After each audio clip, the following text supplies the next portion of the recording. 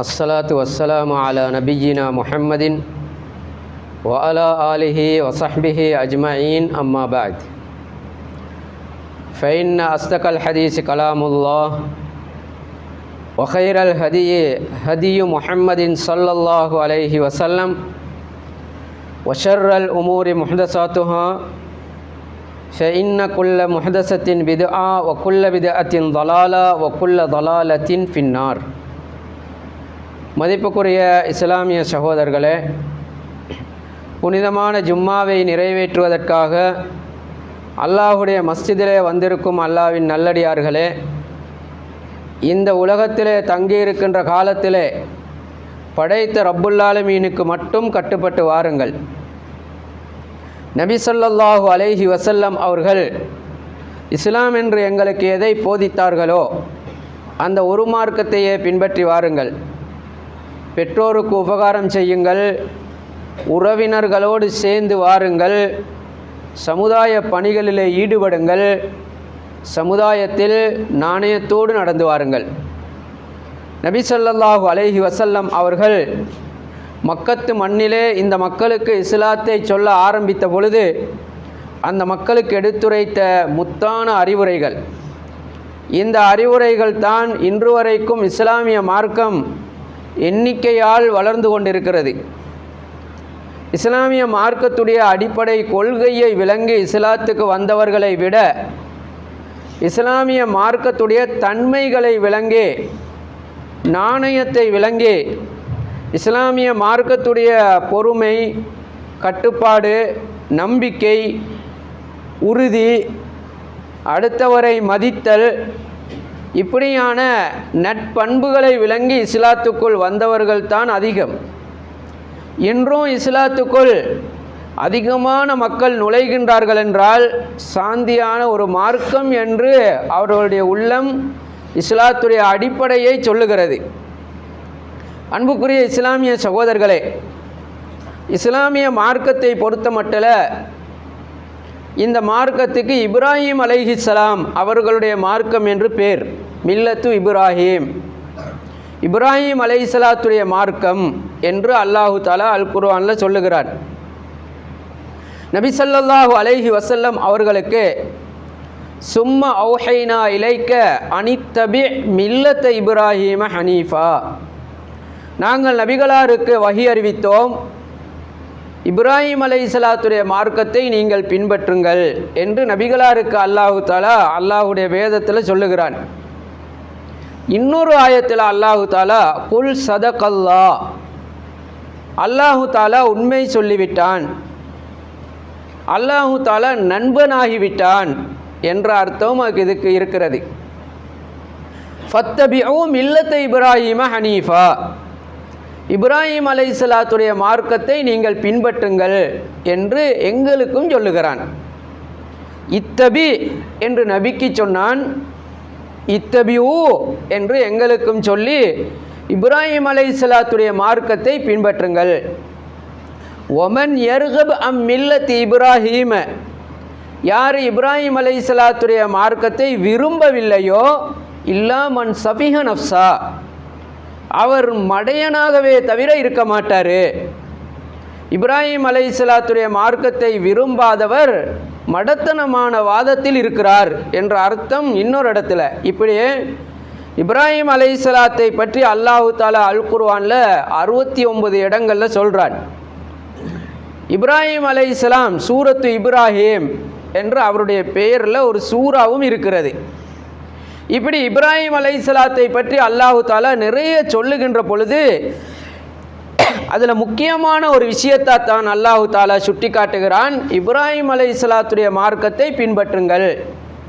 இப்போ கேள்வி என்னவென்றால், அப்படி பின்பற்ற முடியாது. இப்ராஹிம் அலைஹிஸ்ஸலாத்துடைய மார்க்கத்தை நாங்கள் பின்பற்றுவதாக இருந்தால் நபிகளாருடைய மார்க்கத்தை பின்பற்றி கொண்டு அதை எப்படி பின்பற்றுவது?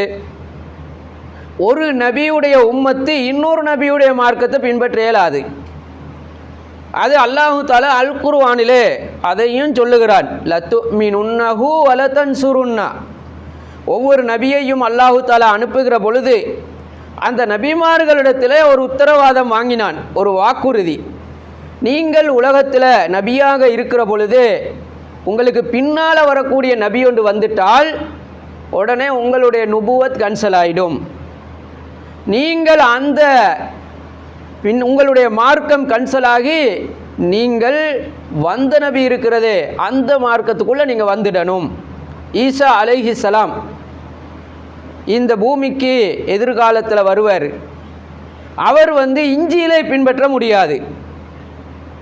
அவர் இந்த வேதத்தை நபிகளாருடைய உம்மத்தினரில் ஒருத்தராகத்தான் அவர் வரணும். அது மாதிரி ஒரு நபியுடைய மார்க்கத்தை பின்பற்றுகிற பொழுது இன்னொரு நபியுடைய 2 நபியுடைய மார்க்கத்தை ஒரே நேரத்தில் பின்பற்றுகின்றது பிழையான ஒரு கருத்து என்று அல் குர்ஆன் எங்களுக்கு சொல்லுகின்ற பொழுது, நபிகளாருடைய மார்க்கத்தில் நாங்கள் இருந்து கொண்டு இப்ராஹிம் அலைஹிஸ்ஸலாத்துடைய மார்க்கத்தை எப்படி பின்பற்றலும்?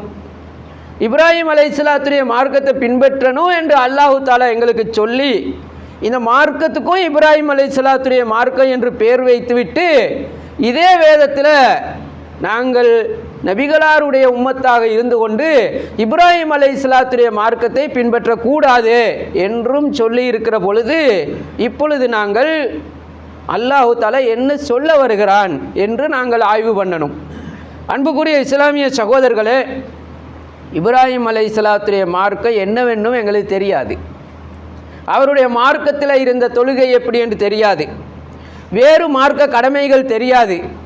அப்படி இருக்கிற பொழுது இப்ராஹிம் அலைஹிஸ்ஸலாத்துடைய மார்க்கத்தை பின்பற்று என்று எப்படி அல் குர்ஆன் சொல்ல முடியும்? பின்பற்றவும் முடியாது, பின்பற்றவும் தெரியாது. அன்புக்குரிய இஸ்லாமிய சகோதரர்களே, அல் குர்ஆனில் இப்ராஹிம் அலைஹிஸ்ஸலாத்தை நீங்கள் பின்பற்றணும் என்று சொல்லி வந்த எல்லா இடங்களிலேயும் இன்னொரு கலிமாவும் சேர்ந்து தான் வருகிறது. ஃபத்தபியூ மில்லத்த இப்ராஹீம என்று வந்திருந்தால் இப்ராஹிம் அலைஹிஸ்ஸலாத்துடைய மார்க்கத்தை தான் நாங்கள் பின்பற்றணும். அப்படி பின்பற்றினால் பல விளைவுகளை நாங்கள் சந்திக்கலாம். இந்த மண்ணுக்கு மேலே ஒரு முஸ்லீமும் இருக்க மாட்டார்கள். அன்புக்குரிய இஸ்லாமிய சகோதரர்களே, இப்ராஹிம் அலைஹிஸ்ஸலாத்துடைய மார்க்கம் என்ன? ஒரு விக்கிரகத்தை கண்டா உடனே உடைக்கணும். இதை எங்களால் பின்பற்ற இயலுமா? இப்ராஹிம் அலைஹிஸ்ஸலாம் அதைத்தானே செய்தார். எல்லா விக்கிரகங்களையும் உடைத்து அவருடைய பிரச்சாரம் அல் குர்ஆனில் விக்கிரகங்களோடு அதை உடைத்து அதை தரமட்டமாக்கி விக்கிரகங்களுக்கு அவர் என்றெல்லாம் அந்த மக்கள்கிட்ட சொல்லி இப்ராஹிம் அலைஹிஸ்ஸலாத்துடைய மார்க்கத்தை பின்பற்று என்று சொன்னால் இதெல்லாம் நாங்கள் செய்யணுமே, அல் குர்ஆனுடைய கடமையே. அதனால் அல்லாஹு தாலா இப்ராஹிம் அலைஹிஸ்ஸலாத்துடைய மார்க்கத்தை பின்பற்றின்னு வந்த இடம் எல்லாத்திலையுமே ஹனீஃபன் என்ற ஒரு சொல்லையும் சேர்த்து சொல்லுகிறார். ஃபத்தபியூ மில்லத்த இப்ராஹீம ஹனீஃபா, அனித்தபி மில்லத்த இப்ராஹீம ஹனீஃபா. இப்ராஹிம் அலைஹிஸ்ஸலாத்துடைய மார்க்கத்தை பின்பற்று என்று சொன்ன எல்லா இடத்திலையும் ஹனீஃபனாக நீங்கள் பின்பற்றணும். இப்ராஹிம் அலைஹிஸ்ஸலாத்துடைய மார்க்கத்தை ஹனீஃபன் என்ற நிலையில் நீங்கள் பின்பற்றணும் என்று அல் குர்ஆன் சொல்லுகிறது. இந்த ஹனீஃபன் என்றால் என்ன? ஹனீஃப் என்று நாங்கள் பேர் வைத்திருக்கிறோம், ஹனீஃபாண்டு பேர் வைத்திருக்கிறோம். ஹனீஃப் என்ற இந்த அல் குர்ஆனுடைய வியாக்கியானத்துக்கு 30க்கும் மேற்பட்ட கருத்துகள் இருக்கின்றன. இப்ராஹிம் அலைஹிஸ்ஸலாத்துடைய மார்க்கத்தில் நீங்கள் எதை பின்பற்றணும் என்றால் ஹனீஃப் என்கின்ற தன்மையை நீங்கள் பின்பற்றணும். அது அவரிடத்தில் இருந்த முக்கியமான விஷயம். ஹனீஃப் என்கின்றதை நீங்கள் இப்ராஹிம் அலைஹிஸ்ஸலாத்திடத்தில் இருந்து தான் நீங்கள் கற்றுக்கொள்ளுகிறீர்கள். அதை நீங்கள் இப்ராஹிம் அலைஹிஸ்ஸலாம் எப்படி நடந்தாரோ அதுபோல நீங்கள் பின்பற்றுவதற்கு உங்களுக்கு கடமை என்கின்றான். என்றால் ஹனீஃப் என்றால் அன்புக்குரிய இஸ்லாமிய சகோதரர்களே, அதுக்கு இருக்கக்கூடிய கருத்துக்கள் நிறைய.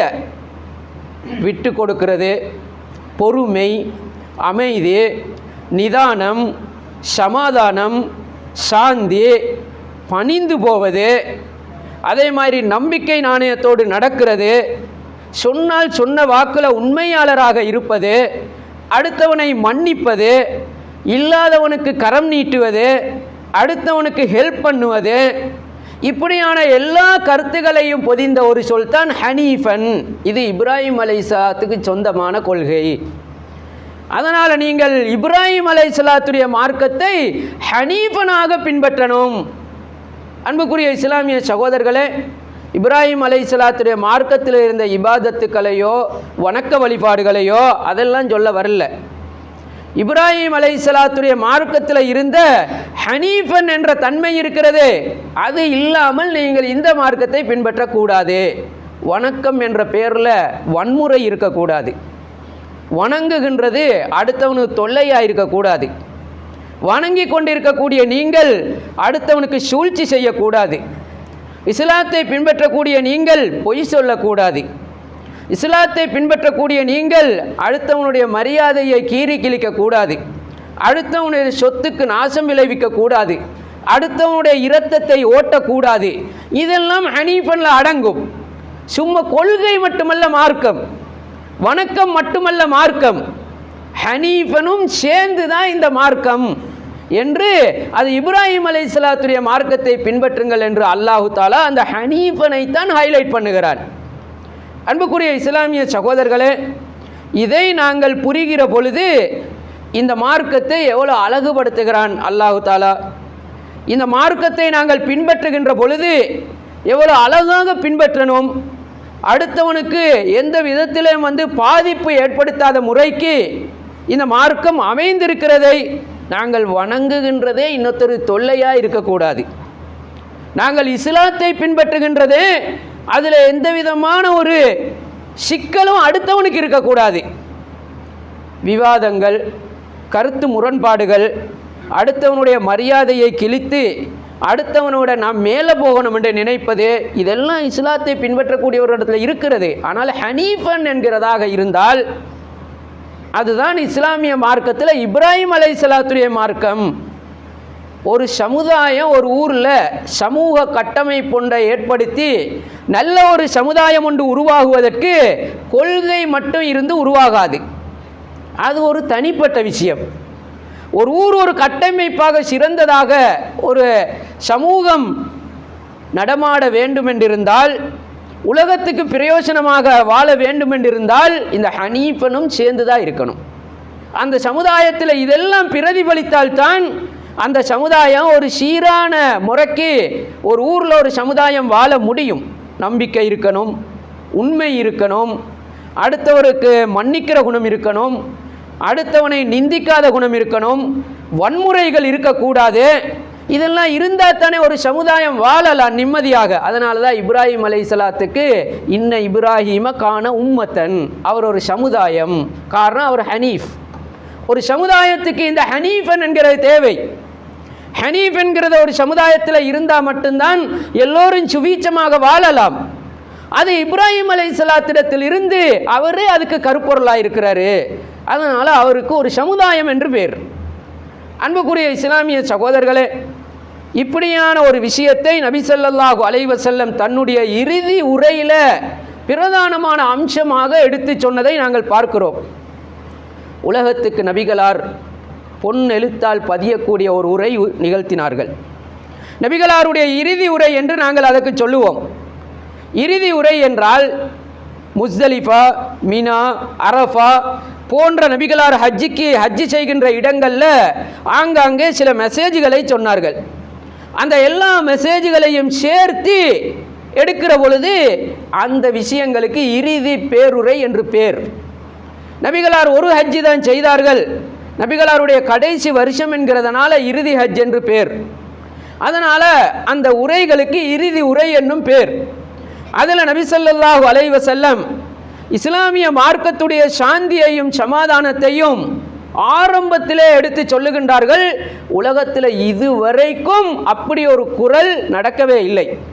நபிகளார் கேட்கிறார்கள் அந்த நாளில், ஐயு யௌமிக்கும் ஹாதா, எந்த நாளில் நீங்கள் இருக்கிறீர்கள், வஐயு பலதிக்கும் ஹாதா, எந்த ஊரில் நீங்கள் இருக்கிறீர்கள், வஐயு ஷஹரிக்கும் ஹாதா, எந்த மாதத்தில் நீங்கள் இருக்கிறீர்கள். துல்ஹிஜ்ஜா மாதம் மிக பிரதானமான அல் குர்ஆன் பூர்த்தியாகின மாதம். அரஃபாவுடைய நாள் அல் குர்ஆன் பூர்த்தியாகி அதுக்காக நாங்கள் நோன்பும் பிடிக்கிறோம். அன்புக்குரிய இஸ்லாமிய சகோதரர்களே, அதே மாதிரி இன்னும் பல விஷயங்கள், தௌராத்து பூர்த்தியாகின நாள், இப்படி இந்த மாதத்தில் நிறைய விஷயங்கள் நடந்திருக்கிறதை நாங்கள் பார்க்கிறோம். நபி ஸல்லல்லாஹு அலைஹி வஸல்லம் அவர்கள் இப்படிப்பட்ட மாதத்தில் நீங்கள் இருக்கிறீர்கள், மக்கா என்ற அபயமளிக்கப்பட்ட ஊரில் நீங்கள் இருக்கிறீர்கள். அதே மாதிரி துல்ஹிஜ்ஜா மாதம் 10ஆம் நாள், அந்த நாளுக்கு பேர் அறிஞர்களிடத்தில் யௌமு தௌஹீத். 365 நாள்லையும் தௌஹீதுடைய நாள் என்பது ஹஜ் பெருநாள் 10வது நாளுக்கு. இப்ராஹிம் அலைஹிஸ்ஸலாம் அவர்கள் தன்னோட ஒட்டுமொத்த அல்லாஹ் தாலாவுக்காக வேண்டி அர்ப்பணிப்பையும் குர்பானி கொடுத்து காட்டின அந்த நாள். அன்புக்குரிய இஸ்லாமிய சகோதரர்களே, அந்த நாளை மையப்படுத்தி அல்லாஹ்விடத்தில் இது மிக பிரதானமான நாள் என்கின்ற காரணத்தினால் நபிகளார் அந்த நாள் மிக பிரதானமானது, இந்த மாதம் மிக பிரதானமானது, இந்த ஊரு எவ்வளோ கண்ணியமானது என்று சொல்லிவிட்டு சொல்லுகின்றார்கள், இன்ன திமாஅக்கும், நிச்சயமாக ஒருவருடைய இரத்தம், வஅம்வாலக்கும் ஒருவருடைய சொத்து, அதே மாதிரி வஅராலக்கும் ஒருவருடைய மானம், ஹராமுன் அலைக்கும் கஹுர்மத்தி யௌமிக்கும் ஹாதா வ ஷஹரிக்கும் ஹாதா வ பலதிக்கும் ஹாதா. இந்த மாதம் எவ்வளோ புனிதமாக இருக்கிறதோ, இந்த நாள் எவ்வளோ புனிதமான நாளோ, இந்த ஊர் எவ்வளோ புனிதமான ஊரோ, இது போல அடுத்தவனுடைய உயிர் புனிதமாக மதிக்கப்படணும், அடுத்தவனுடைய மானங்கள் புனிதமாக மதிக்கப்படணும், அடுத்தவனுடைய சொத்துக்கள் வெறுமனே கௌபாவும் அரஃபாவும் முஸ்தலிஃபாவும் மினாவும் மட்டுமல்ல புனிதம், அடுத்தவனுடைய இரத்தமும் புனிதம். அடுத்தவனுடைய இரத்தத்தை ஓட்டினால் கௌபாவை உடைப்பதற்கு சமன் என்று நபி ஸல்லல்லாஹு அலைஹி வஸல்லம் உவமைப்படுத்தி சொல்லுகின்றார்கள். இன்றைக்கு கொலை என்பது சாதாரண விஷயம். மறுமை நாளில் அவ்வலுமா யுகுதாபிஹி யௌமல் கியாமத்தி அத்திமா, மறுமை நாளில் முதல் வழக்கே கொலை வழக்கு தான். அல்லாஹு தாலா ஒரு அடியானை கொலை செய்த ஒரு அடியானை அழைத்து கேட்பான், என் அடியானை நீ எப்படி கொண்டாய்? அன்புக்குரிய இஸ்லாமிய சகோதரர்கள், இதுக்கு பதில் சொல்லலுமா?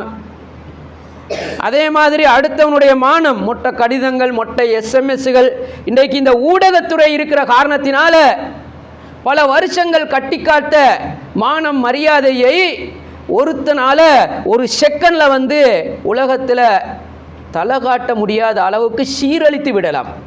அந்த அளவுக்கு இந்த ஊடகத்துறை எங்கள் கையில் இருக்கிறது. இதை கையில் வைத்து கொண்டு எத்தனையோ பேருடைய மானத்தை நாங்கள் வாழ முடியாமல் தற்கொலை செய்து கொள்கின்ற அளவுக்கு ஒரு செகண்டில் மானத்தை கீறி கிழிக்கலாம். நபிகளார் கௌபாவை உடைப்பதற்கு இது சமன், துல்ஹிஜ்ஜா மாதம் புனிதம் என்கிறதை கீறி கிழிப்பதற்கு சமன். அதே மாதிரி இந்த நாள் இருக்கிறது, அந்த நாளை நீங்கள் புனிதம் இல்லாமல் ஆக்கினது, இது எல்லா தண்டனைக்கும் ஆளாகுவீர்கள். அடுத்தவனுடைய மானத்தில் கை வைக்கக்கூடாது. அன்புக்குரிய இஸ்லாமிய சகோதரர்களே, இதெல்லாம் சாதாரண விஷயங்கள் என்று நாங்கள் நினைக்கிறோம். ஏனென்றால் நபி ஸல்லல்லாஹு அலைஹி வஸல்லம் சாந்தியான மார்க்கம் என்று மொட்டையா சொல்லவில்லை. ஃபத்தபியு மில்லத்த இப்ராஹிம் ஹனீஃபா, சும்மா பேருக்கு சொல்லிவிட்டு போகவில்லை. அல் குர்ஆன் இபாதத்தில் கூட வமா உமிரு இல்லா லியஅபுதுல்லாஹ முஹ்லிஸீன லஹுத்தீன, இஹ்லாஸோட வணங்கணும் என்று அதை மட்டும்தான் நாங்கள் சொல்லிக்கொள்வோம். ஆனால் அல் குர்ஆன் சொல்லுகிற பொழுது முஹ்லிஸீனனை நிப்பாட்டாமல் முஹ்லிஸீன லஹுத்தீன ஹுனஃபா, இஹ்லாஸோட ஹனீஃபும் சேரணும். ஹனீஃபுக்கு பண்ணுவ ஹுனஃபா. எனவே நீங்கள் ஹுனஃபாக்களாக இருந்து இஹ்லாஸோட வணங்கணும். அல்லாஹ்வுக்கு வணங்குறேன்னு மட்டும் இருந்தால் போதாது.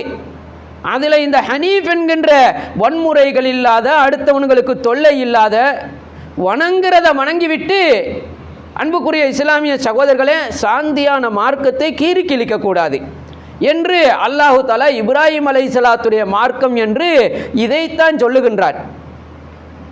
அதே மாதிரி அடுத்தவனுடைய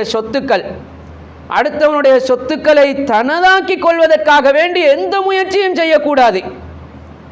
அன்புக்குரிய இஸ்லாமிய சகோதரர்கள், அன்றைய நாள் நபிகளார் அல் ஆரியாத்து முஅத்தாத், அடுத்தவனிடத்திலிருந்து இரவல் வாங்கினதே திருப்பி கொடுத்துத்தான் ஆக வேண்டும் என்று சொல்லுகின்ற பொழுது, அடுத்தவனுடைய சொத்துக்கள், அடுத்தவனுடைய நிலம், அடுத்தவனுடைய பொருளாதாரம், அடுத்தவனுடைய காசிபணம் அதை தனதாக்கி கொண்டால் அதுக்கு என்ன தண்டனை இருக்கும்?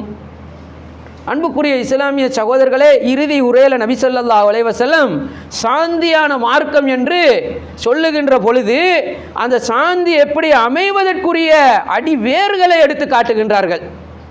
அடுத்தவனுடையது என்று வந்துவிட்டால் அது எனக்கு இல்லை என்று நீங்கள் உணராதவரை சாந்தியான மார்க்கமாக இது கேளாது. இஸ்லாமிய மார்க்கத்தை பொறுத்த மட்டில் நபி ஸல்லல்லாஹு அலைஹி வஸல்லம் அவர்கள் அன்றைய தினத்தில் இது ஒரு சாந்தியான, எல்லோரும் ஏற்றத்தாழ்வில்லாத ஒரு சமத்துவமான மார்க்கம் என்பதற்கு பல விஷயங்களை சொன்னார்கள். அல் முஸ்லிம் அகுல் முஸ்லிம், ஒரு முஸ்லீம் அடுத்தவனுக்கு சகோதரன் தான்.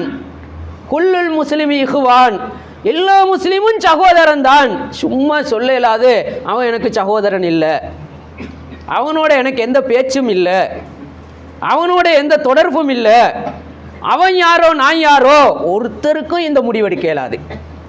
முஸ்லீம் என்கிறவன் சகோதரனாகத்தான் இருந்தே ஆகணும் என்று நபி ஸல்லல்லாஹு அலைஹி வஸல்லம் இறுதி உரையில ஹஜ்ஜத்துல் வதாவுல இதை சொல்லுகின்றார்கள். என்றால் சாந்தியான மார்க்கம் ஹனீஃபன், இப்ராஹிம் அலைஹிஸ்ஸலாத்துடைய மார்க்கம் இது. இந்த கொள்கை, இந்த பண்புகள் அவருடையது. அது உங்களிடத்தில் இருக்க வேண்டும் என்றால் இது சாந்தியான மார்க்கமாக இருக்கும் என்று ரப்புல் ஆலமீன் அதை இப்ராஹிம் அலைஹிஸ்ஸலாத்தின் ஊடாக சுட்டி காட்டுகின்றார். நபி ஸல்லல்லாஹு அலைஹி வஸல்லம் அன்றைய நாளில் சொல்லுகின்ற பொழுது, அன்றைக்கு அரபு என்கின்ற பாஷை மட்டும்தான் உலகத்தில் பாஷையாக கணக்கெடுக்கப்பட்டது. மற்ற அனைத்துமே மொழியாக அந்த சமுதாயத்தினர்கள் ஏற்றுக்கொள்ளவே இல்லை. அரபை மட்டும்தான் அவர்கள் மொழி என்றே நினைத்தார்கள். யாராவது தன்னுடைய தாய் பாஷையை அதுக்கு எந்த விதமான கௌரவம் இல்லைன்னு சொல்லுவார்களா? உலகத்தில் பாஷையை வணங்குகிறோம் என்று சொல்லுவார்கள். பாஷைக்காக வேண்டி பல ஆண்டாண்டு காலமாக சர்ச்சைகள் பண்ணிக்கொள்வார்கள். எமது பாஷை தான் உலகத்தில் மிகப்பெரிய அளவில் நிற்கணும் என்று சொல்லி உலகத்தை ஆட்டி படைப்பதற்கு இது ஒரு கருவியாக வைத்துக் கொள்வார்கள்.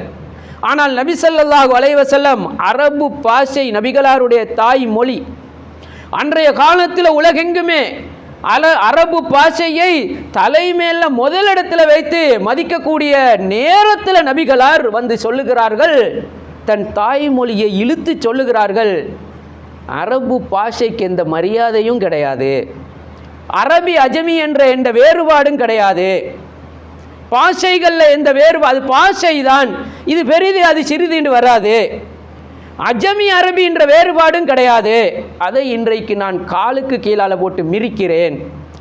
அக்ரமக்கும் இந்தல்லாஹி அத்துகாக்கும், அல்லாஹ்விடத்தில் சிறந்தவன் அதிக இறையச்சம் உள்ளவன் தான். அன்புக்குரிய இஸ்லாமிய சகோதரர்களே, உலகத்தில் இன்றைக்கு பெரிய கல்வியை நாங்கள் கற்று கல்வியில் உச்சகட்டத்தை அடைந்திருக்கக்கூடிய மேற்கு நாடுகளை பார்க்கிறோம்.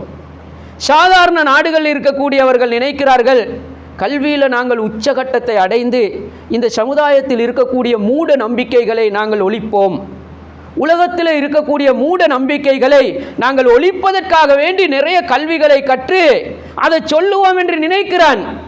ஆனால் கல்விக்கிலே கரை கண்ட சமுதாயமாக மேற்கு நாடுகளில் இருக்கிறார்கள். ஆனால் கருப்பன் வெள்ளையன் என்ற அந்த வாதத்தை ஒழிக்க முடியாமல் இருக்கிறது.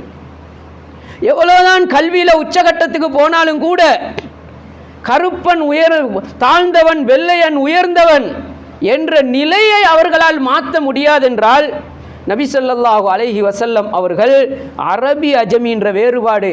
நபி ஸல்லல்லாஹு அலைஹி வஸல்லம் அவர்கள் அரபி, அவர்களுடைய பாஷை அரபு.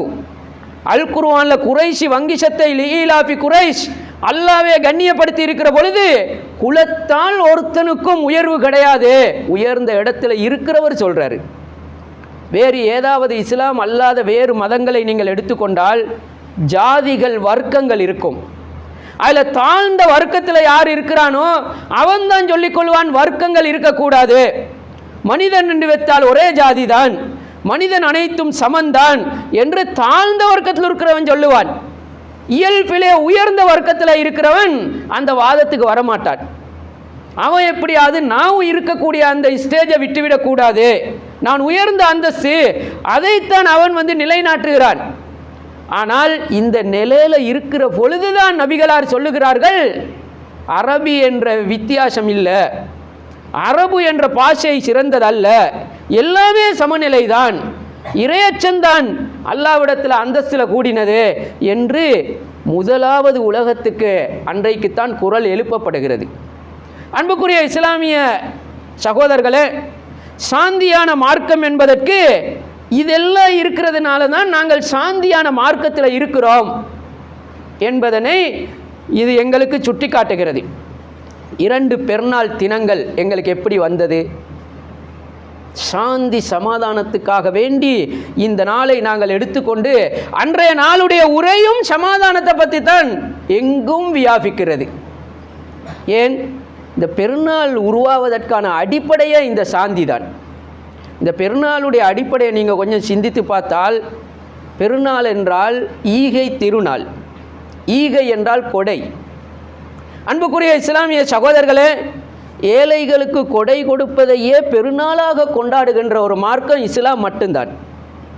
அது ஹஜ்ஜு பெருநாளாக இருக்கட்டும், நோன்பு பெருநாளாக இருக்கட்டும், இல்லாதவனுக்கு சாப்பாடு போட்டு இருக்கிறவன் இல்லாதவன் வைத்த நிரப்புற நாளையே பெருநாளாக கொண்டாடுகின்றது. வேறு சமயங்கள் இதை பார்க்கலுமா? பெருநாள் என்கிறது இருக்கிறவன் எந்த ஆணவத்தோடையும் அதை நான் நல்லா இருக்கிறேன் என்று சந்தோஷத்தை காட்டுவதற்கு அவன் எதை செய்தாலும் அனுமதிக்கிற மாதிரி தான் இருக்கிறது. அதனால தான் குடிக்காதவனும் அன்றைய நாளில் குடிப்பான். ஏன்? சந்தோஷத்துக்கு எதை செய்தாலும் இந்த சந்தோஷத்தை வெளிப்படுத்த முடியும். இஸ்லாமிய மார்க்கத்தில் ஏழைகளுக்கு கொடுப்பதையே பெருநாளாக, அன்புக்குரிய இஸ்லாமிய சகோதரர்களே, நோன்பு பெருநாள், ஏழைகளுக்கு ஃபித்ரா தர்மத்தை கொடுக்காமல் பெருநாள் கொண்டாட வெளிக்கு வரமாட்டோம். தொழுகைக்கு வருவதற்கு முன்னாலேயே ஏழைகளுடைய வயிற்றை நிரப்புவோம் என்றால் அதுக்குத்தான் அந்த நாள் பெருநாள் என்று நாங்கள் விளங்கி வச்சிருக்கிறோமே. ஹஜ்ஜி பெருநாள், நபி ஸல்லல்லாஹு அலைஹி வஸல்லம் தொழுகையை முடித்து கொண்டு அவசரமாக போய் குர்பானியை கொடுத்து தானும் சாப்பிட்டு ஏழைகளுக்கு அனுப்பி வைப்பார்கள். ஈகை திருநாள் என்பது ஏழைகளுடைய சந்தோஷத்தை பெருநாளாக கொண்டாடுகின்ற ஒரு மார்க்கம் இங்கே மட்டும்தான் இருக்கிறது. எவ்வளோ ஒரு அருமையான மார்க்கத்தில் நாங்கள் பிறந்திருக்கிறோம். அன்புக்குரிய இஸ்லாமிய சகோதரர்களே, நபி ஸல்லல்லாஹு அலைஹி வஸல்லம் அவர்கள் மதீனாவிலே வாழுகின்ற பொழுது ஹிஜ்ரி 2ஆம் ஆண்டு தான் இந்த பெருநாள் மார்க்கமாக்கப்படுகிறது. அப்பொழுது திடீரென்று அவுஸ் ஹதுரஜை சேர்ந்த அன்றைக்கு இருக்கக்கூடிய விக்கிரக வணங்கிகள் பிள்ளைகள் எல்லாம் பெருநாள் கொண்டாடுகிறார்கள். நபிகளார் கேட்கிறார்கள், இன்றைக்கு உங்களுக்கு என்ன நாள்? இன்றைக்கு எங்களுக்கு பெருநாள், ஆடம்பரமான பண்டிகை நாள், அதுக்கு என்ன காரணம் என்று விசாரிக்கிறார்கள்.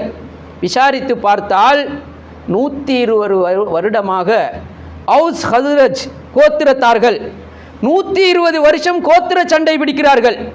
அவுஸ் என்பதும் ஹசுரஜ் என்பதும் ஒரு நானாவுடைய தம்பியுடைய பேர், 2 நான தம்பிமார்கள். அவர்களுக்குள்ள ஏற்பட்ட குடும்ப தகராறு 120 வருஷமாக கோத்திரை சண்டனையாக போகிறது. நானா தம்பியுடைய ஃபேமிலி அவர்களுக்கு சண்டை செய்து செய்து போதுமாகிவிட்டது. ஆனால் சமரசம் பேசுவதற்கும் அந்த ஆணவம் விட்டு கொடுக்கவில்லை. இந்த சமரசம் பேச போனால் அவர் பணிந்து வந்தாண்டு ஆகிடும் அந்த இருமாப்பு. அதனால் யாராவது வந்து எங்களை சமாதானப்படுத்துவார்களா என்ற ஒரு ஏக்கம் உள்ளத்தில் இருந்தது.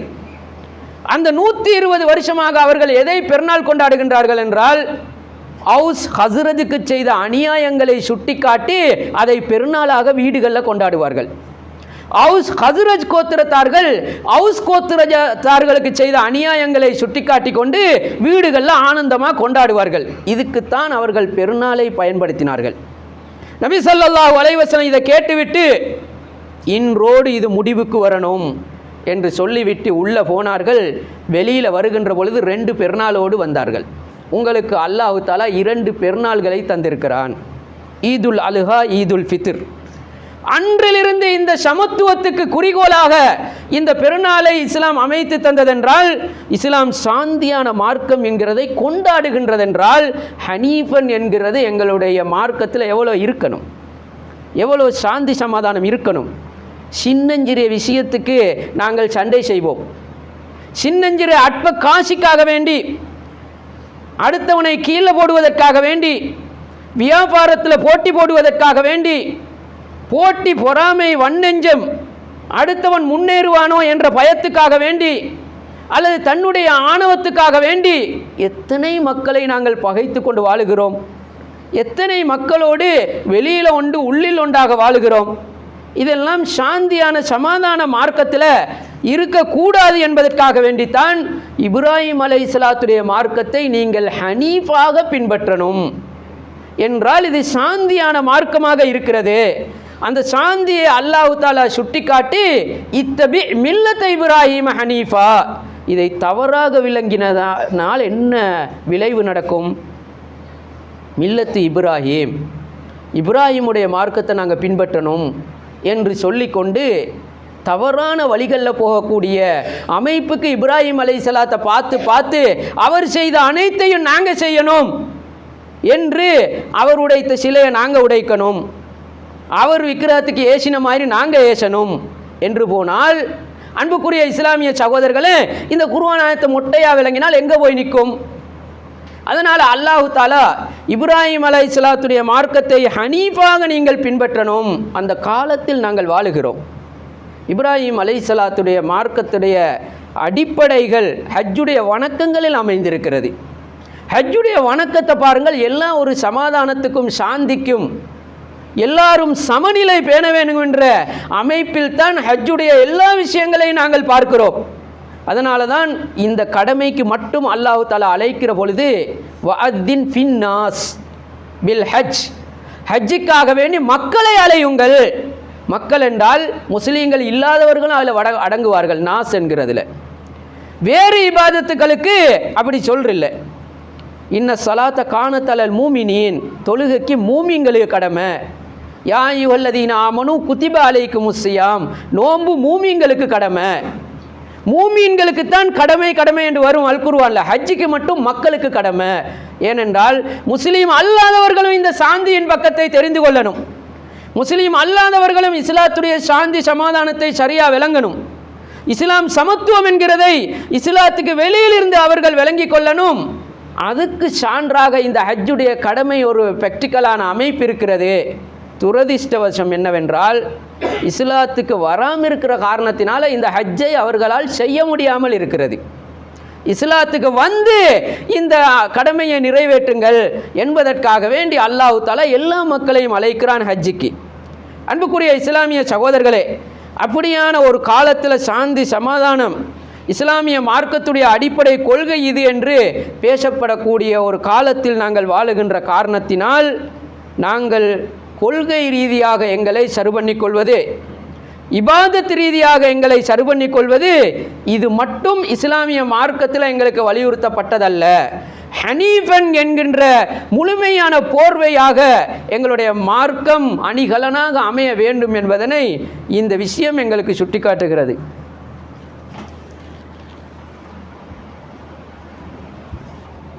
அல்ஹம்துலில்லாஹ், அஸ்ஸலாத்து வஸ்ஸலாமு அலா ரசூலில்லா முஹம்மது பின் அப்துல்லா வ அலா ஆலிஹி வஸஹ்பிஹி அஜ்மஈன், அம்மா பாத். அன்புக்குரிய இஸ்லாமிய சகோதரர்களே, அல்லாஹு தாலா எங்களுக்கு இப்ராஹிம் அலைஹிஸ்ஸலாத்துடைய ஹனீஃபன் என்கின்ற மார்க்கத்தில் நீங்கள் இணைந்து கொள்ளணும் என்று சுட்டிக்காட்டிவிட்டு இப்ராஹிம் அலைஹிஸ்ஸலாத்தை பற்றி சொல்லுகின்ற பொழுது வேறு வசனங்களில் இன்னொரு விஷயமும் சேர்ந்து வரும். அதுலேயும் ஒரு டவுட் இருக்கிறது. என்னவென்றால், இப்ராஹிம் அலைஹிஸ்ஸலாத்தை பற்றி அவர் ஹனீஃபன் என்று சொல்வதோடு அந்த வசனங்களை முடிக்கிற பொழுது வமா கான மினல் முஷ்ரிக்கீன், அவர் முஷ்ரிக்கா இருக்கில்ல. இத்தபி மில்லத் இப்ராஹிம ஹனீஃபா வமா கான மினல் முஷ்ரிக்கீன், அவர் முஷ்ரிக்கா இருக்கில்ல. குல் சதகல்லாஹ் ஃபத்தபிஉ மில்லத் இப்ராஹிம ஹனீஃபா வமா கான மினல் முஷ்ரிக்கீன், அவரை பற்றி சொல்லுகின்ற இடங்களில் அவர் முஷ்ரிக்கா இருக்கில்லன்றான். இது எதுக்கு சொல்ல வேணும்? ஒரு நபி முஷ்ரிக்கா இருக்கில்லன்னு எதுக்கு சொல்லணும் குர்ஆன்ல? வேறு நபிமார்களுக்கு அல்லாஹ் அப்படி சொல்லலையே. மூசா அலைஹிஸ்ஸலாம் முஷ்ரிக்கா இருக்கில்ல, யூசுப் அலைஹிஸ்ஸலாம் முஷ்ரிக்கா இருக்கில்ல, நூஹ் அலைஹிஸ்ஸலாம் முஷ்ரிக்கா இருக்கில்ல, அப்படி ஒரு நபிக்கும் அல்லாஹ் சொல்லல.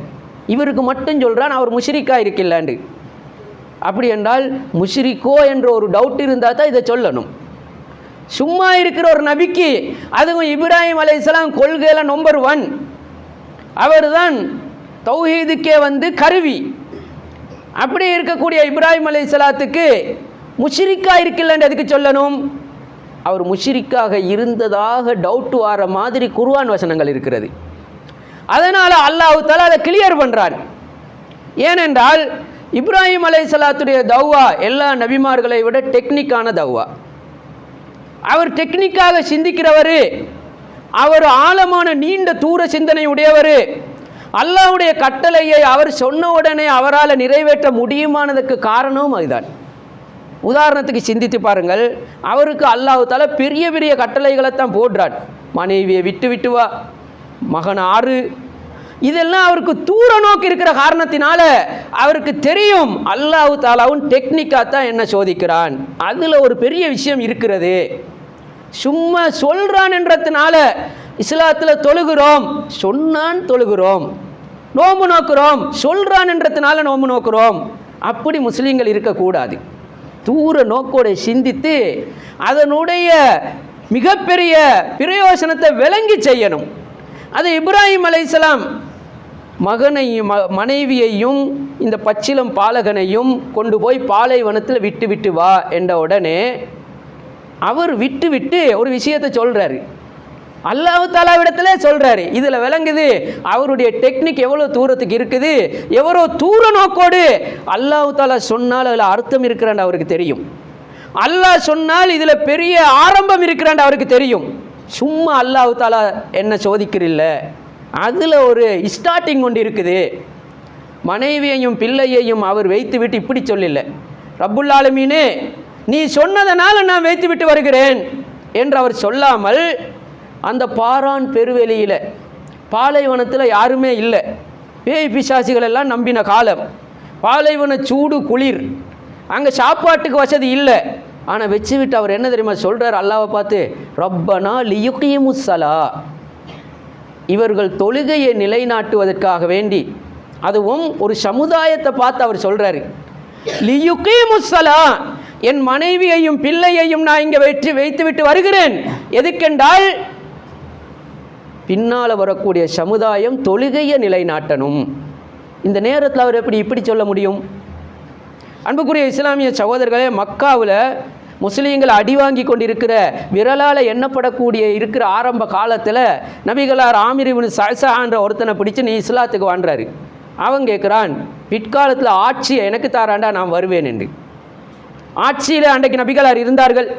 அடுத்த நிமிஷம் என்ன நடக்கும் என்ற அளவில் இருக்கிற பிறக்கி எடுக்கப்படக்கூடிய கப்பாபு பிலால் போன்றவர்கள், அந்த நேரத்தில் ஒருத்தன் மிகப்பெரிய அறிவாளி, ஆட்சியை தாராண்டா. அவன் என்ன விளங்குறான், லா இலாஹ இல்லல்லாஹ்வை போதிக்கிறான்டா, இது எங்கே வைத்து நிற்கும்னு அவனுக்கு தெரியும். அது மாதிரி இப்ராஹிம் அலைஹிஸ்ஸலாம் இந்த இடத்துல வைத்து விட்டு வாழ்ந்தால் இங்கே தான் உலகத்தில் முதல் சமுதாயமே இங்கிருந்தால் ஸ்டார்டிங் ஆக போகுதுன்னு அவருக்கு தெரியும். அல்லாஹ் சும்மா சொல்ல மாட்டான். அதனால தான் தொழுகையை நிலைநாட்டுவதற்கு அன்புக்குரிய இஸ்லாமிய சகோதரர்களே, நாங்கள் எல்லாம் எங்கே பார்த்து தாய் பள்ளியாக முன்னோக்கி தொழுகிறோம்? கஅபாவைத்தானே. அங்கே தானே அல்லாஹ் தஆலா கொண்டு போய் மனைவியையும் பிள்ளையையும் வைத்து விட்டு வர சொன்னான். அன்றைக்கே அவர் யுத்தி அவ்வளோ பெரிய சிந்தனை அவருக்கு. அதனால் இப்ராஹிம் அலைஹிஸ்ஸலாம் மிக நீண்ட தூரத்துக்கு சிந்தித்து, அதனால் அவர் அல்லாஹ் தஆலா ஒரு கட்டளையை போட்டால் இதனுடைய விளைவு என்னன்னு அவருக்கு தெரியும். அவர் டெக்னிக்காக தௌவா செய்கிறவர். அவர் வித்தியாசமான கேள்வி தான் கேட்பார். அல்லாஹ்விடத்தில் வேறு யாரும் கேட்காத ஒரு கேள்வியை கேட்டார், நீ படைச்சிறதை பார்க்கணும் என்று. யாராவது அப்படி கேட்குறதற்கு எண்ணம் வருமா? பறவைகளை எடுத்து 4 மலையில் கொண்டு போய் வைத்து இந்த சம்பவம் நாங்கள் படிச்சிருக்கிறோம். எதனால் இந்த சம்பவம் அல் குர்ஆனில் வருது? நீ படைச்சிறத்தை நான் கண்ணால் பார்க்கணும். அல்லாஹ்வே கேட்குறான், அவலம் தூமின், நம்பில்லையாண்டு. நம்பித்தான் இருக்கிற அதெல்லாம் கன்ஃபார்ம். ஆனால் வலாக்கின் லியத்மைன்ன கல்வி, பார்க்குறது ஒரு இன்ட்ரெஸ்டாக இருக்குமே. எவ்வளோ பெரிய டெக்னிக்! யாருக்காவது இப்படி சிந்தனை வந்ததா? இப்ராஹிம் அலைஹிஸ்ஸலாத்துடைய மிக டெக்னிக்காக தௌவா பண்ணுறவர் அவர் இந்த விக்கிரகங்களுக்கு சீண்டு சொல்லணும், அது அவங்களோட வாயாலே சொல்லணும். அதுக்கு ஒரு வேலையை செய்கிறாரு. விக்கிரகங்கள் எல்லாம் உடைக்கிறாரு. உடைச்சி பெரிய விக்கிரகத்தில் ஆயுதத்தை வச்சுறாரு. அந்த மக்கள் இப்ராஹிமே யார் இதெல்லாம் செஞ்ச? இவர் சொல்கிறாரு, அதுகிட்ட கேளுங்க, பெரியாள்கிட்ட கேளுங்க. அவருக்கு தெரியும் இவங்க என்ன இப்போ பதில் சொல்ல போகிறாண்டு. இவங்க என்ன பதில் சொல்லணும்? அதுதான் நீ பேசாது. அந்த பதில் அவங்களோட வாயால் எடுக்கிறதுக்காக வேண்டி இந்த டெக்னிக்காக இந்த வேலையெல்லாம் செய்கிறாரு. இப்பொழுது அந்த மக்கள் லா யந்திகூன், அது எப்படி பேசும், அது எப்படி கேட்கும்? இப்போ இவர் சொல்கிறாரு, உஃபில்லக்கும் வலிமா தஅபுதூன், ஷி இதையா வணங்குறீங்க? இந்த வேலை எங்களுக்கு செய்யலை. அவருக்குரிய மார்க்கம், எங்களுக்குரிய மார்க்கம் ஹனீஃபன். அன்புக்குரிய இஸ்லாமிய சகோதரர்களே, எவ்வளோ பெரிய டெக்னிக் அவர்கிட்ட. இன்னொரு சந்தர்ப்பத்தில் அந்த விக்கிரகங்களுக்கெல்லாம் உணவு பண்டங்களை கொண்டு போய் நீட்டி அந்த மக்கள் இருக்கிற நேரத்தில் அந்த விக்கிரகங்களுக்கு கால ஆலா தாக்குலோன், விக்கிரகங்களை பார்த்து எடுங்க எடுங்க சாப்பிடுங்க என்று ட்ரேயை நீட்டுறாரு. அந்த மக்களுக்கெல்லாம் எவ்வளோ இழிவாக இருக்கும். அந்த மக்கள் சொல்கிறாங்க, இப்ராஹிமே இதெல்லாம் சாப்பிடுமா, அப்போ இதுக்கு வணங்குறீங்க உயிர் இல்லாததை. அப்படி அவர் டெக்னிக்கான தாவா செய்கிறவர். ஒரு சந்தர்ப்பத்தில் ஒரு அரசனிடத்தில் விவாதம் பண்ணுகிற பொழுது அல்லாஹ் தஆலா மௌத்தாக்குறான் ஹயாத்தாக்குறான். அரசன் என்ன சொல்கிறான், நானும் செய்வேன். 2 பேரை எடுக்கிறான், ஒருத்தனை கொல்றான், ஒருத்தனை கொல்லாமல் இருக்கிறான். நானும் மௌத்தாக்கினேன் ஹயாத்தாக்கினேன். இப்ராஹிம் அலைஹிஸ்ஸலாம் அதில் மல்லுக்கட்டில்லை. அவர் சொல்கிறது வேற, இவன் செஞ்சது வேறு. இப்ராஹிம் அலைஹிஸ்ஸலாம் டெக்னிக்காக வேறொரு பக்கத்துக்கு திசையை திருப்புறாரு. அவர் கேட்குறாரு, என் ரப்பு கிழக்கில் சூரியனை உதிக்க செய்கிறான், மேற்கில் மறைய செய்கிறான், நீ மேற்கில் உதிக்க செய். ஃபபுஹிதல்லதி கஃபர், வாயடைச்சி போனான். எப்படி டெக்னிக்கான கேள்வி. இது மாதிரி இப்ராஹிம் அலைஹிஸ்ஸலாம் ஒரு யுத்தியை பயன்படுத்தினார் தௌவாவில். அந்த யுத்தியை இப்ராஹிம் அலைஹிஸ்ஸலாம் இப்படிப்பட்டவர் தான் என்று தெரியாதவர் அவரை பற்றி முஷ்ரிக் என்று விளையும் கொள்ள, முஷ்ரிக்கா இருந்தார் என்று விளையும் கொள்ள வாய்ப்பு இருக்கிறது. சூரத்துல் அன்ஆமில் ஒரு சமுதாயத்தை அவர் சந்திக்கிறார். அடிமட்டத்தில் வாழக்கூடிய சமுதாயம். எந்த அளவுக்கு என்றால் நட்சத்திரங்களை கடவுளாக ஏற்றுக்கொண்டிருக்கிறார். அந்த சமுதாயத்துக்கு அல்லாஹ்வை கற்றுக் கொடுப்பதற்காக வேண்டி அவர் ஒரு யுத்தியை பயன்படுத்தி அந்த சமுதாயத்தாரை அழைத்து அவரும் அதில் ஒரு ஆள் மாதிரி நடிக்கிறார்.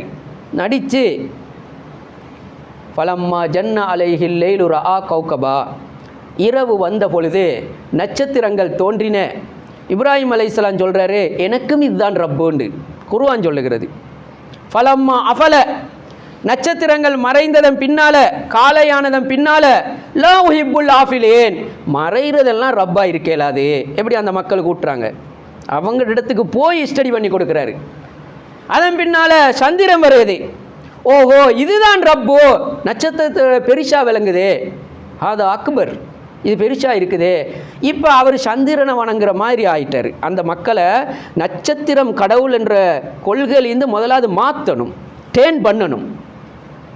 இப்போ அவர்கள் நட்சத்திரம் கடவுள் இல்லை, சந்திரன் கடவுள் என்ற இடத்துக்கு அவர்கள் வந்துட்டார்கள்.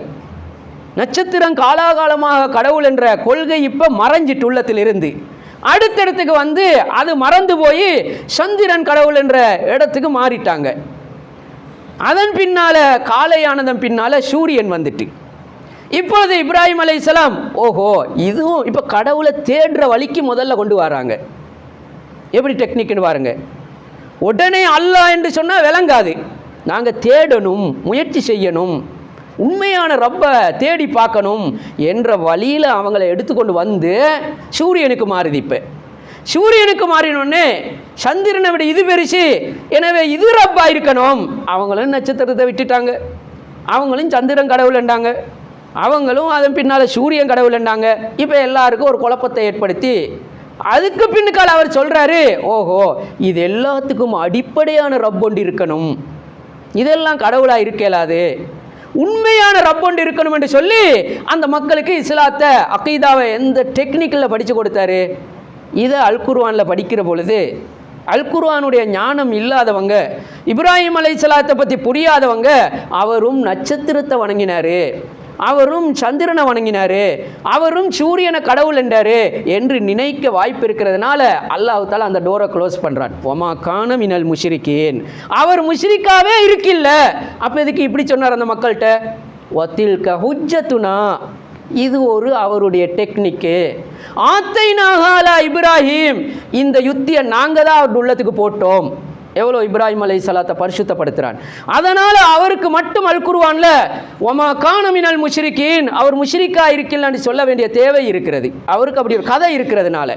அன்புக்குரிய இஸ்லாமிய சகோதரர்களே, எனவே இஸ்லாமிய மார்க்கத்தை பின்பற்றக்கூடிய நாங்கள் இப்ராஹிம் அலைஹிஸ்ஸலாத்துடைய மார்க்கத்தை பின்பற்றுங்கள் என்று அல்லாஹ் தஆலா எங்களுக்கு சொல்கிறதா இருந்தால், நாங்கள் ஹனீஃபாக அமைதியாக வன்முறை இல்லாமல் எங்களுடைய மார்க்கம் அடுத்தவனுக்கு போய் சேருவதற்கு எந்த தடையும் இல்லாத அளவுக்கு எங்களிடத்தில் இருக்கக்கூடிய நட்பண்புகள், எங்களிடத்தில் இருக்கக்கூடிய சிறந்த அணிகலன்கள் இருக்க வேண்டும் என்பது இப்ராஹிம் அலைஹிஸ்ஸலாத்திலிருந்து எங்களுக்கு அல்லாஹ் கற்றுத்தாரான். அடுத்தது இன்னொரு விஷயம் என்னவென்றால், தௌவாவில் நல்ல டெக்னிக் இருக்கணும், நல்ல யுத்தி இருக்கணும், புத்தியை யூஸ் பண்ணணும். நாங்கள் படிக்கிற எல்லா அறிவையும் இஸ்லாத்தின் பக்கம் மக்களை கொண்டு வருவதற்கு எந்தெந்த துறைகள் எல்லாம் எங்களுக்கு நாங்கள் நுழைந்து சிந்திக்கணுமோ அதை டெக்னிக்காக பயன்படுத்துவது இப்ராஹிம் அலைஹிஸ்ஸலாத்துடைய பண்பு என்பதனையும் இந்த விஷயத்தை அல் குர்ஆன் எங்களுக்கு சுற்றித் தருகிறது. ஆகிரு தஅவானா அல்ஹம்துலில்லாஹி ரப்பில் ஆலமீன்.